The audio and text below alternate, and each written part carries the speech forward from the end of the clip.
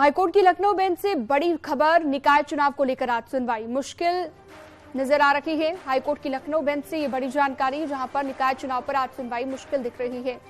चुनाव अधिसूचना जारी करने पर आज तक के लिए रोक लगाई गई है। आज सुनवाई और फैसले की उम्मीद पहले जताई जा रही थी, जो कि अब बहुत कम उम्मीद नजर आ रही है। 24 दिसंबर से 1 जनवरी तक हाईकोर्ट में जाड़े की छुट्टियां रहेंगी और आज की अगर बात करें तो आज भी सुनवाई की उम्मीद काफी कम यहां पर नजर आ रही है और 24 दिसंबर के बाद 1 जनवरी तक सर्दियों की छुट्टियां रहेंगी, तो ऐसे में सुनवाई की उम्मीद यहां पर काफी कम नजर आ रही है। आज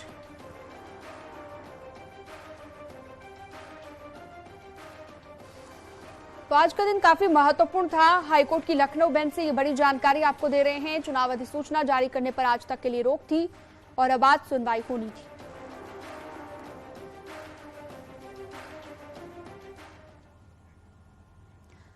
प्रदेश बीजेपी अध्यक्ष भूपेंद्र चौधरी ने चौधरी चरण सिंह को याद किया। बाद में न्यूज 18 से बातचीत करते हुए उन्होंने नगर निकाय चुनाव को लेकर विपक्ष पर बड़ा आरोप लगाया।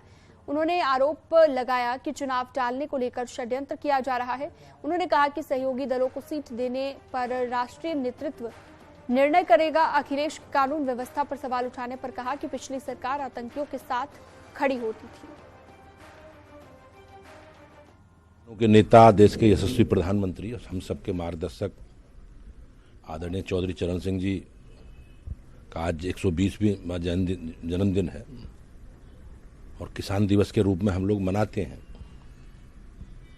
आज नूरपुर में जो उनका जन्म स्थान है, हापुड़ में, वहाँ एक कार्यक्रम है। भारतीय जनता पार्टी के कार्यकर्ताओं के द्वारा आयोजित एक बड़ा कार्यक्रम है। उस कार्यक्रम में मुझे भी रहना है और भारतीय जनता पार्टी हमेशा किसानों के हित में काम करती रही है और चौधरी चरण सिंह जी के जो उनका मार्ग था, उस मार्ग पर हम लोग, असंख्य लोग, उनकी विचारधारा से प्रभावित होकर हम लोग चल रहे हैं और समाज के अलग अलग क्षेत्रों में समाज की बेहतरी के लिए काम भारतीय जनता पार्टी के असंख्य कार्यकर्ता चौधरी साहब के जो मार्ग दिखाया, उस पर चलकर हम लोग कर रहे हैं।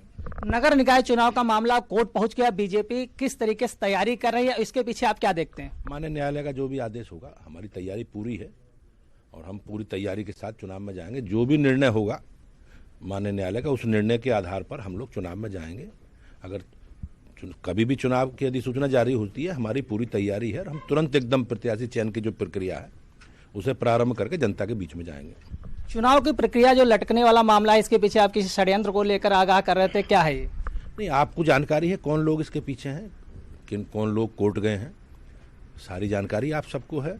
और जिन लोग जो तैयारी जिनकी नहीं है, वो चुनाव में तैयारी अभी कर नहीं पाए, अभी गठबंधन कौन कौन होगा, किसे किसे साथ लेना है, तो वही लोग इसके पीछे हैं।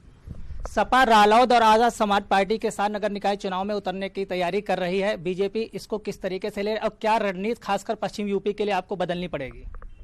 2019 में सपा, बसपा, कांग्रेस, राष्ट्रीय लोकदल, सारे दल हमारे खिलाफ चुनाव गठबंधन में लड़े थे और आपने परिणाम देखे हैं।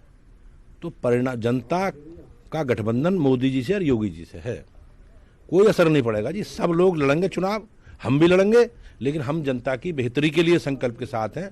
वो अपने तत्कालिक गठबंधन है, उसके बाद गायब हो जाएंगे।